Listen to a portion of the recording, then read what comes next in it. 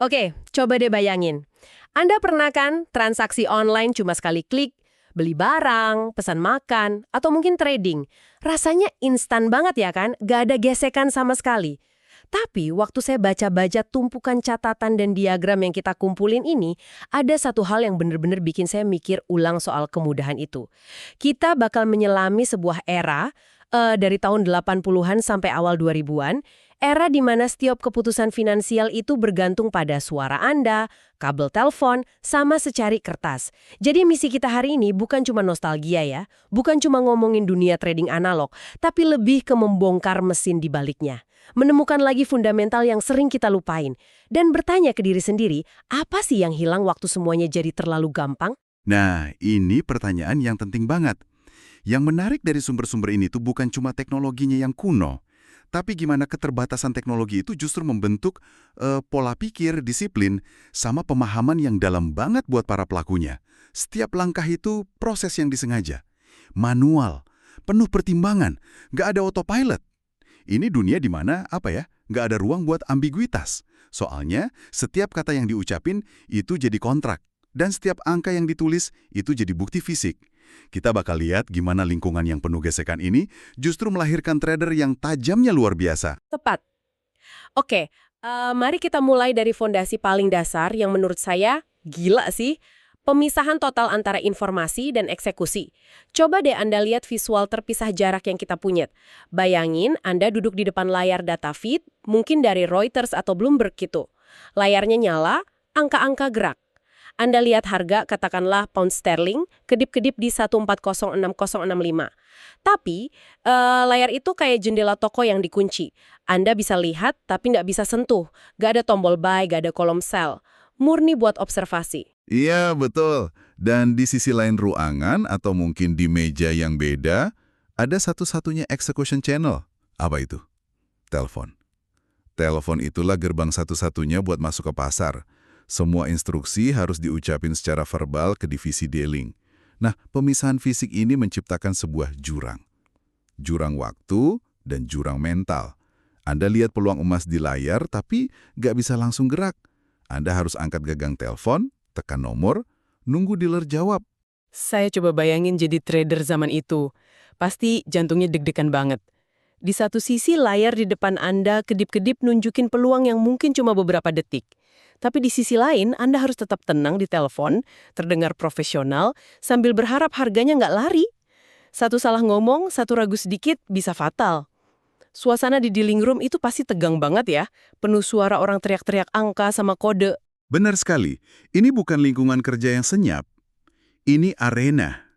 Dan jeda waktu itu mungkin cuma 5-10 detik antara Anda lihat harga sampai nyambung ke dealer, itu waktu di mana keraguan bisa muncul.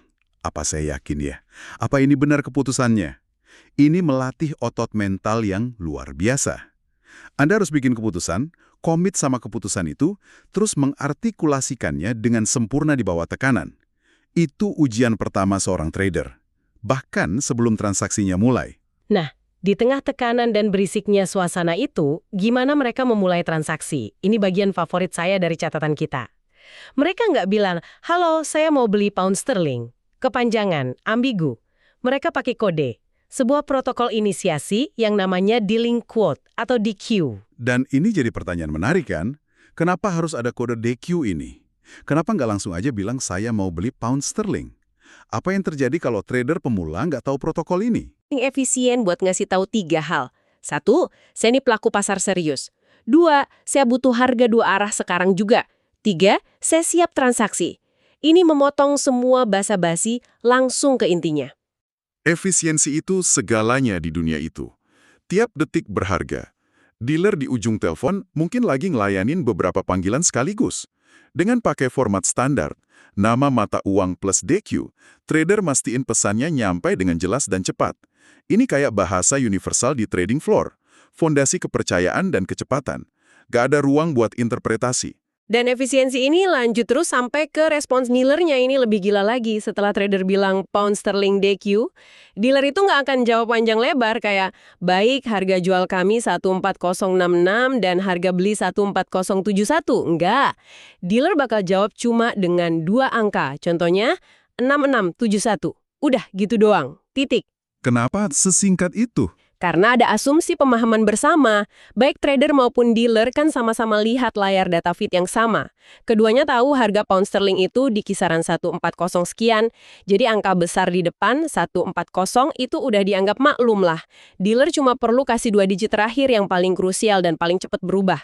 6671 itu otomatis diterjemahin jadi harga BID atau harga jual trader itu 14066 dan harga ask atau harga beli trader itu 14071. Ini kompresi informasi tingkat tinggi. Ini nuntut trader buat melakukan dekompresi mental dalam sepersekian detik. Dia dengar 6671 dan otaknya harus langsung proses. Oke, jual di 66, beli di 71. Keputusan harus dibuat saat itu juga. Kalau dia ragu sedetik aja, harga di pasar bisa gerak. Nah, disinilah muncul fitur verbal lain yang penting banget dari catatan kita. Kata next. Kalau trader ngerasa harga tadi udah basi, dia cukup bilang next buat minta harga terbaru. Dan dealer akan respons dengan kuotasi baru, mungkin 64,69. Sekarang bolanya balik lagi ke trader. Anggaplah dia setuju dengan harga beli di 99. Dia nggak bisa cuma bilang, oke, saya beli. Instruksinya harus absolut, presisi, nggak bisa disalahartikan. Dia harus ngucapin mantra sakralnya. Apa itu? Buy one open. Yaitu 69 dari kuotasi 6469. 1 berarti dia transaksi sebanyak 1 lot standar. Open negasin kalau ini pembukaan posisi baru, bukan nutup posisi yang udah ada. Jadi, buy 1 open itu satu kalimat yang secara legal dan matematis mengikat trader ke sebuah kontrak buat beli 1 lot GBP USD di harga 1,409. Dan jangan lupa ya, semua percakapan ini direkam loh di sistem tape recording. Suara Anda itu jaminan Anda. Nggak ada tombol undo. Begitu kata-kata itu keluar dari mulut, transaksinya sah. Ini melatih tingkat akuntabilitas yang, luar biasa. Anda nggak bisa nyalahin salah klik atau internet lemot. Anda tanggung jawab penuh atas tiap suku kata yang Anda ucapkan. Setelah instruksi verbal itu dikasih dan dikunci, prosesnya ternyata belum selesai. Masih ada satu langkah terakhir yang di catatan ini disebut the handshake atau konfirmasi. Dealer bakal ngulang lagi buat mastiin nggak ada salah sedikit pun. Buy one lot di harga 14069, confirm. Trader cuma perlu jawab satu kata, confirm. Telepon ditutup, tapi perjuangan belum selesai, kan? Betul. Justru disinilah jembatan antara dunia verbal yang serba cepat sama dunia akuntansi yang teliti dimulai. Waktu gagang telepon diletakkan, trader harus langsung ambil pulpen dan secarik kertas yang namanya tiket orderan. Dia harus nulis pakai tangannya sendiri semua detail transaksi tadi, mata uangnya apa, harga eksekusi, jumlah lot, beli atau jual, nomor akunnya. Ini ritual fisik yang penting banget. Dan ini bukan sekedar catatan pribadi ya. Tiket ini kemudian harus diserahin secara fisik ke loket divisi dealing. Ini jejak audit yang nggak bisa dibantah. Bukti fisik dari transaksi verbal yang barusan terjadi. Bayangin kontrasnya sama sekarang, di mana semua jejaknya digital, abstrak, instan. Dulu Anda harus secara fisik nganterin bukti transaksi Anda. Ada rasa finalitas dan tanggung jawab yang nyata di situ. Tentu saja. Dan tiket fisik itu bukan cuma bukti. Itu jadi dasar dari pekerjaan trader selanjutnya yang mungkin paling bikin stres. Apa itu? Menghitung posisi mereka secara manual. Benar-benar tiap sen. Tepat sekali. Lupain deh indikator P&L, Profit and Loss, yang otomatis warna hijau atau merah di layar Anda. Dulu Anda itu kalkulatornya. Anda harus benar-benar paham rumus dasar perhitungan profit, yang menurut catatan kita kebagi 2, tergantung jenis mata uangnya. Direct dan indirect currency. Ini bukan sekedar nice to know, ini must know buat bertahan hidup. Oke, kita bedah sedikit ya 2 rumus ini. Bukan buat dihafal, tapi buat ngerti logikanya. Pertama, rumus 1 buat direct currency. Ini buat pasangan mata uang di mana dolar AS itu quote currency atau mata uang kedua. Kayak Euro USD atau GBP USD. Formulanya itu harga jual, harga beli, X contract size, X lot.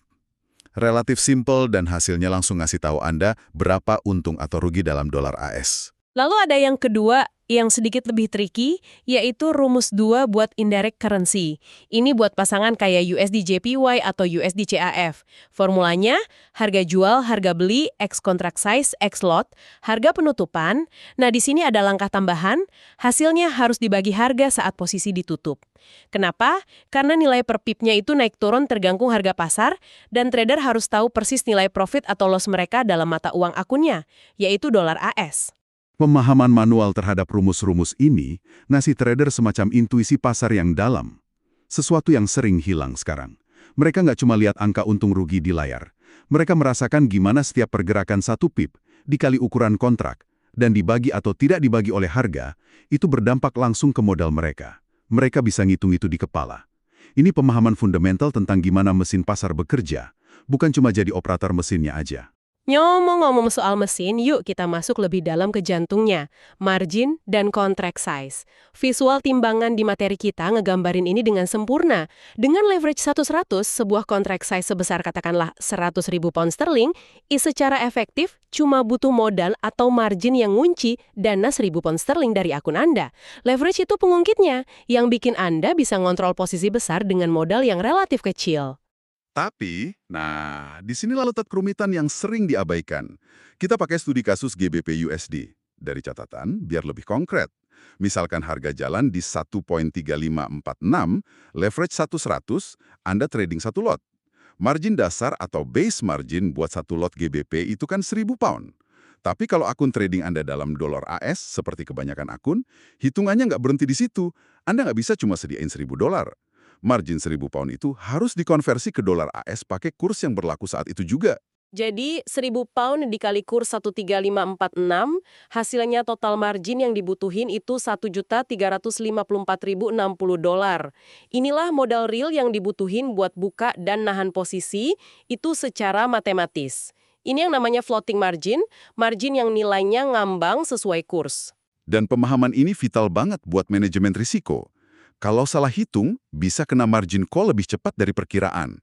Anda harus paham nggak cuma leverage, tapi juga konversi mata uang dari base currency ke mata uang akun Anda. Sesuatu yang sekarang dihitung otomatis sama platform dalam sepersekian detik. Nah, dari sini kita nemuin sebuah anomali broker lokal di era lama yang menarik banget dari sumber kita. Bukannya pakai hitungan floating margin yang presisi kayak 1,35460 tadi, banyak broker lokal zaman itu nyederhanain secara radikal. Mereka pukul rata nilainya jadi flat 1.000 dolar per lot buat semua pasangan mata uang utama. Seperti yang tertulis di catatan kita, amazing sekali bukan? Dipukul rata menjadi 1.000 dolar. Ini jadi pertanyaan kan, kenapa mereka ngelakuin itu? Apa murni buat nyederhanain buat klien biar nggak pusing sama konversi kurs yang berubah-ubah? Atau ada motif bisnis lain di baliknya? Saya pikir dua-duanya. Dari sisi klien, ya jelas ini gampang banget. Anda mau pasti, buka satu lot butuh 1.000 dolar. Titik. Gampang diingat. Tapi dari sisi broker, ini kayak pedang bermata dua. Di satu sisi, ini menyederhanain sistem back office mereka. Tapi di sisi lain, ini mengaburkan biaya dan risiko yang sebenarnya. Saat kurs GBP USD di 1.35, margin kan harusnya 1.350 dolar. Dengan cuma narik 1.000 dolar, broker secara efektif ngasih leverage tambahan yang nggak kelihatan ke klien. Tepat. Praktik fixed rate ini menciptakan ketidaksesuaian antara margin real yang dibutuhin pasar sama yang dibebankan ke klien. Ini bisa bahaya. Kalau pasar gerak liar, klien bisa terekspos risiko yang lebih besar dari yang mereka sadari. Praktik kayak gini jadi nggak berkelanjutan waktu pasar jadi lebih transparan dan terhubung secara global. Karena ya ketidakefisienan seperti ini bakal langsung terekspos. Dan itulah yang akhirnya terjadi. Ada migrasi besar dari praktik lokal yang serba disederhanakan ini ke standar global markets yang lebih transparan dan matematis. Revolusi ini, menurut catatan kita, didorong terutama oleh masuknya broker-broker luar negeri yang bawa standar baru. Ada 3 pendorong utama. Pertama, hitungan jelas. Mereka pakai perhitungan floating margin yang matematis dan tepat, bukan pukul rata. Kedua, dan ini yang paling kerasa langsung sama klien, adalah spread kecil. Biaya transaksi, selisih harga jual dan beli itu jadi jauh lebih rendah. Ini kayak diskon besar-besaran lah buat masuk pasar. Dan yang ketiga adalah serangkaian insentif yang sebelumnya nggak umum, kayak free swap, free commission, bahkan rebate. Standar-standar baru ini pada dasarnya maksa seluruh industri lokal buat, berevolusi atau mati. Pasar yang kini lebih teredukasi, nuntut transparansi, efisiensi, sama biaya yang lebih rendah. Era anomali dan penyederhanaan yang mengaburkan risiko itu pelan-pelan berakhir, digantiin sama era di mana semua dihitung secara presisi. Ini contoh klasik gimana kompetisi dan globalisasi itu mendorong praktik yang lebih baik buat konsumen. Waktu klien dikasih pilihan yang lebih transparan, lebih murah, dan lebih efisien, ya mereka bakal milih itu. Industri nggak punya pilihan selain adaptasi. Dan hasilnya ya pasar yang kita kenal sekarang, yang jauh lebih gampang diakses semua orang. Ya, kita bandingin hari ini dan dulu. Hari ini, Anda cukup buka aplikasi di ponsel, mungkin nggak perlu lihat harga persisnya, cukup klik tombol biru buy atau merah sell, terus lihat warna hijau tanda profit atau merah tanda loss muncul di layar secara instan. Semuanya otomatis, mulus.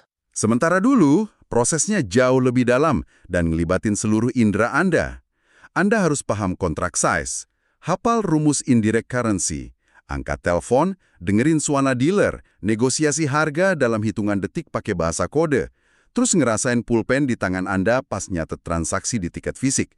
Setiap langkah itu keputusan yang disadari, sebuah ritual yang nuntut keahlian. Ada satu kalimat kunci dari materi kita yang benar-benar ngerangkum semuanya. Kemudahan teknologi seringkali mengaburkan pemahaman dasar tentang apa yang sebenarnya terjadi di balik setiap klik. Ini inti dari pembahasan kita. Sebuah pencerahan. Tepat. Memahami sejarah teknis ini bukan soal nostalgia doang. Ini soal menghargai prosesnya. Respect the process, gitu kata orang. Mekanika pasar yang fundamental, kayak penawaran, permintaan, risiko, margin, leverage, itu semua masih sama persis hari ini kayak 40 tahun lalu. Teknologi cuma ngubah antar mukanya aja. Dari telepon dan kertas, jadi tombol di layar sentuh. Dengan kita paham dapur dari transaksi ini, kita jadi pelaku pasar yang lebih sadar, bukan cuma pengguna aplikasi yang pasif. Kita termotivasi buat tahu lebih dalam. Jadi, setelah melihat semua kerumitan dan keahlian yang dibutuhin di balik setiap transaksi analog, ini pertanyaan terakhir buat Anda renungkan. Saat Anda melakukan klik berikutnya, coba deh jeda sebentar. Dengan semua kemudahan yang ada di ujung jari Anda, apa Anda benar-benar paham mesin yang lagi Anda operasikan? Atau jangan-jangan kita semua, dalam banyak hal, hanya jadi penumpang yang ngandelin kemudahan teknologi tanpa benar-benar tahu cara kerja mesinnya? Sesuatu untuk dipikirkan.